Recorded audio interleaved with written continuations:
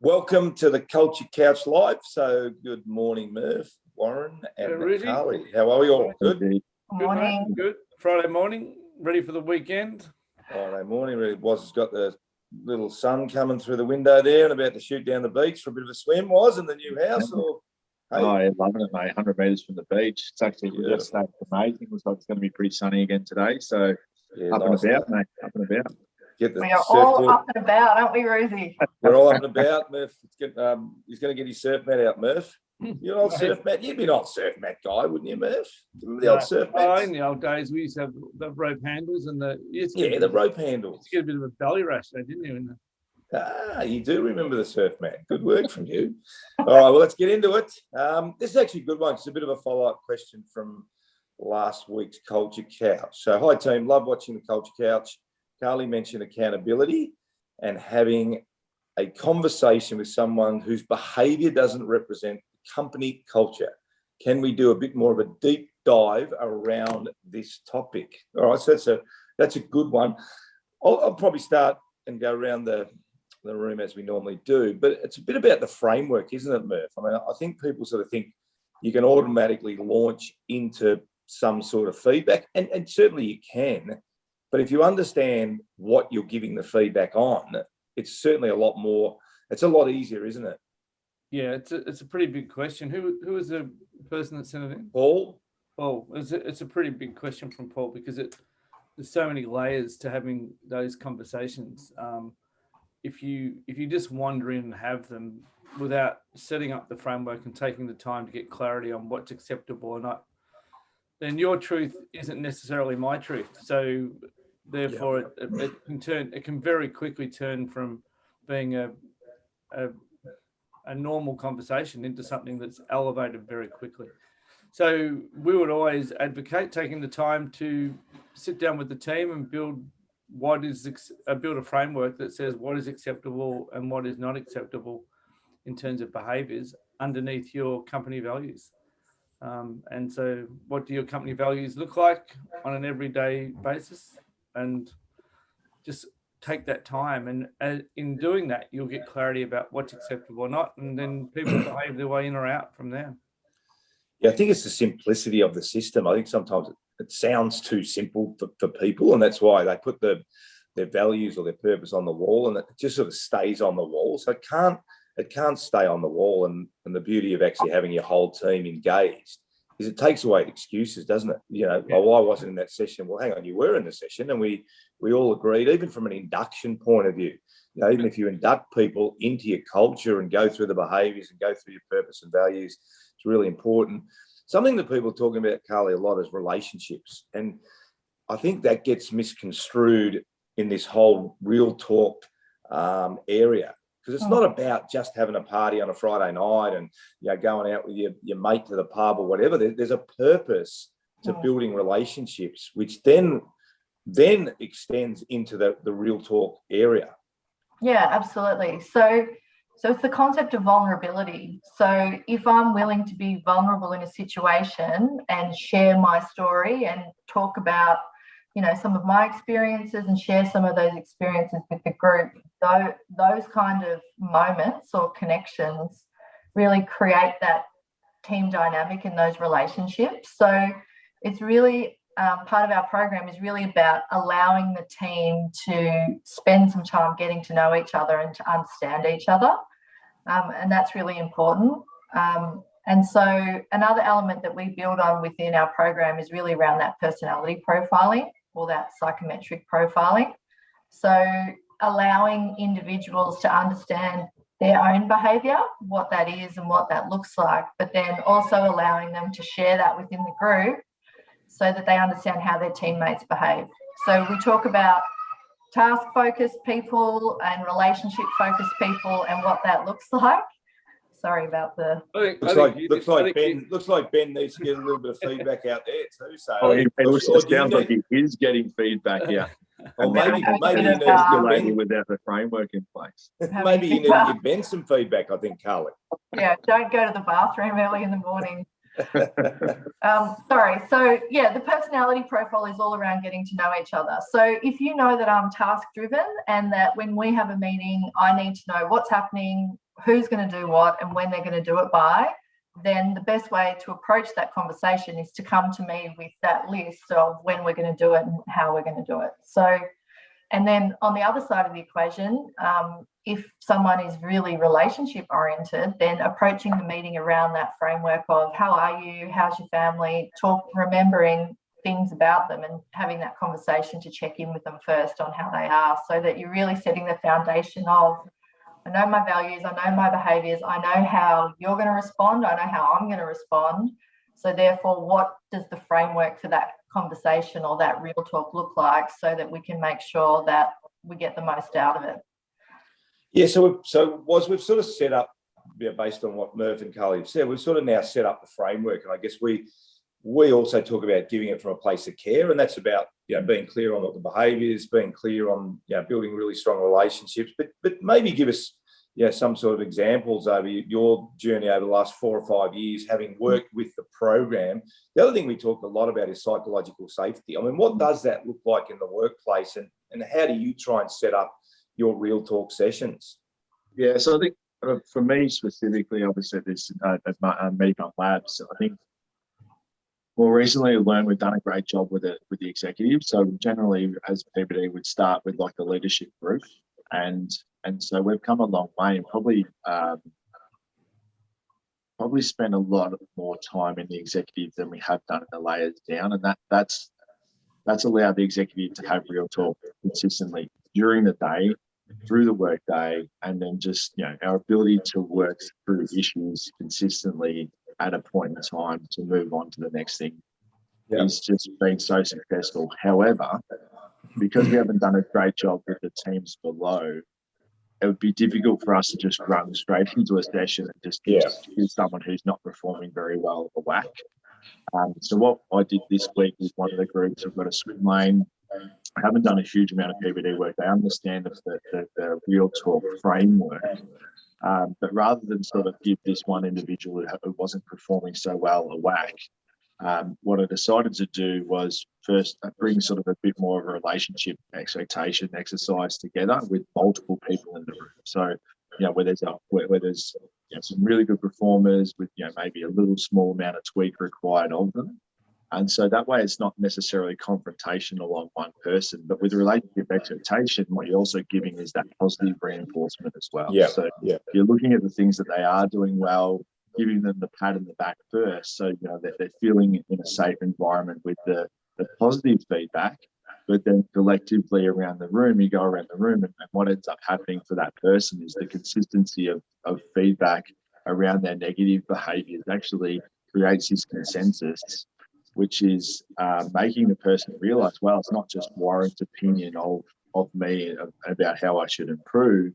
It's my associate, A, B, C, D, and E have said all the same things, and they didn't actually conspire to say this. So I think just being careful about, you might be really experienced at doing at one level, but not just jumping straight into it either. You've got to set that sort of psychological safety, the positive reinforcement framework before you dive in to actually give someone that whack. But doing it as a consensus, can I give you some feedback? Yeah. So what we would say is be really conscious of using language like giving people a whack. So what we would say there is areas for growth. Yes. Sorry. Yeah. I understand that. Yeah. Right. Yeah. No, but I think, and I know it's really small, but I think it's really important that because language becomes so powerful. And Ruzi, you talk about this a lot, don't you? That if people remember language like that, and if we keep referring to areas for growth. So I'm not even cracking you. I think it's something we hear all the time. In the workplace, and it's vital that we support each other by helping correct language. And in fact that's for the guy that asked the question. His name I've forgotten. Sorry, mate. Paul. Just remember my name. Yeah, sorry, Paul. That's a real life example with where I've just had a conversation with Warren, because we've got a good relationship, we understand this, we can actually do that. So but also, Jared, did you see, as soon as you said, hey, can I give you some feedback? He leant in and said, yep, sure. Yeah. So he was actually willing to listen to what you had to say because of the relationship you've already got established, which it's not personal. Like Jared's doing it because he cares and he wants us to improve and be better. And you've developed that framework and that scenario, and I guess that's what we're talking about for Paul, is that's how we help businesses put that in place so that they can start having those conversations. And just while we're on it, I've got feedback for you, Ruzi, as well. I listened to last week's Culture Couch which Paul asked us, and you asked Carly to give us some feedback about our organisation, and then you did what so many people do. You said, yeah, but you can give it to everybody else and not me. So you made a joke. Yeah. So, and listening back, I was like, geez, Ruzi, we tell people all the time not to make that easy joke when you're giving feedback.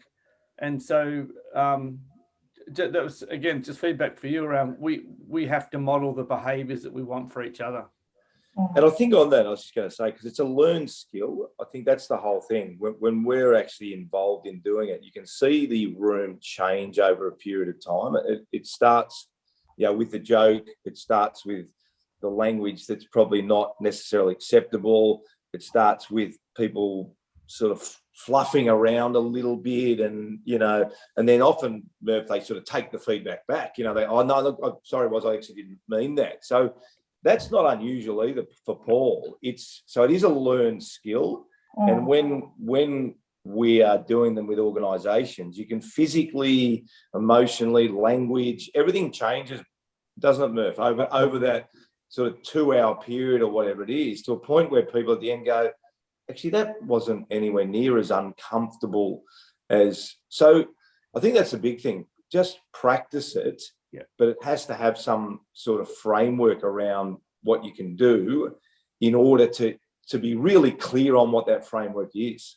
And it builds enormous trust. Like people totally underestimate the power of honest conversations in terms of building trust. Because if you have honest conversations with each other, it actually demonstrates care for each other, and in doing that, you give each other role clarity, because even you don't have to take feedback. That's the other thing. So if I give Warren feedback, or Ruzi or Carly feedback, you might go, hang on, I don't know if that's right. So then we have a conversation and we get better clarity about my role, your role, and how we're going to improve. And I think that just builds fantastic trust within the group and the team. And we totally underestimate how much trust you can build by having honest conversations. I think, Kelly, you touched on it too. It's about the care factor, and if you it's a way you sort of take it. And Murph gave me some feedback yesterday. We had a session with the North Melbourne Footy Club, and we only had a small amount of time, and it was about half an hour. Murph asked me a question. I kept on going on. You would have loved it. Was he rolled out the war stories off? He went. We couldn't turn him off. But the point was when I actually knew when I'd done it. So most people actually know when they're doing stuff right and wrong. Yeah. And then if you understand where the feedback is coming from, you don't actually get defensive. It's like, yep, no, you're right. I sort of half picked it up on the way through. So the other thing touched on, it's very rare when we do the feedback that people are completely misaligned, isn't it? Like people sort of know how they're behaving, really, don't they? They're just hesitant to say it. They're hesitant to have the conversation because they know that it is potentially a difficult conversation. And your natural instinct is to avoid it and to be defensive. And that's what we're trying to help people feel comfortable. Yeah, I think candor is a really important, and you're right, Ruzi, it takes a while to build to it, but if you can get to that sort of candor type place where it's just how we do it, it just becomes like it's just what we do, and so it becomes quite simple because it's our behaviour. Yeah, no, well done, guys. Hopefully for Paul that gives, and it is a framework, so it's not just simply a matter of barging in someone's office and bang, bang, bang, bang, bang. We understand it, building the framework, and I think you touched on as well, be positive as well. I don't think we're positive enough, and if we give positive feedback, people gravitate to that as well. And then the sort of room for improvements don't come as a big shock. If you walk into someone's office, haven't spoken to them for a month, and then suddenly go, "Oh, you know, Ruzi, you spoke too much yesterday." It's like, wow, have I done anything well for the last, for the last month, sort of thing. So there is a way to build it, and it is a learned skill. So thanks, Paul. Rick, just to finish off, there's one little thing which I think is worth mentioning to Paul. Paul, I remember your name. Is that don't keep people in the conversation. So sometimes we'll get defensive and angry, and we'll start to explode and get. But either calm yourself down or calm the other person down. Or if you see people withdrawing, redirect your questioning and get them back into the conversation. So when people withdraw or get angry and emotional, we're not going to get an outcome. You have to keep people calm and in the conversation. So if people are withdrawing or getting angry, then time out, change it up, and then come back and recommence the conversation later. Yeah, great point. Good point. Well done, guys. Well, that was a great question. Hopefully that takes a little bit below that surface level we spoke about last week and gives a framework for Paul and a bit more of understanding for everyone listening. So have a fantastic weekend, everyone. Hopefully the weather continues to be very, very nice. Get outside, enjoy yourself, and hopefully your footy team wins on the weekend. And happy Mother's Day to all the mums. Was. Yeah, Mother's Day, Sunday. Yes. Yeah. Excellent work, Carly. Yeah, What are you expecting for a present? Well, the Mother's Day stall yesterday, all the kids had to take $10. So it'll be something good. It's $5 at our school today. So, geez, it's Right. a bit of an upgrade for you. You'll get something worth about $2.50 in the school. Sure. And happy. I was going to say happy Mother's Day to Margie Murphy. Yeah. Yeah, to all the mums. Happy birthday, all the mums. Well done. All right, guys, have a great weekend. We'll see you next time on the Culture Couch Live.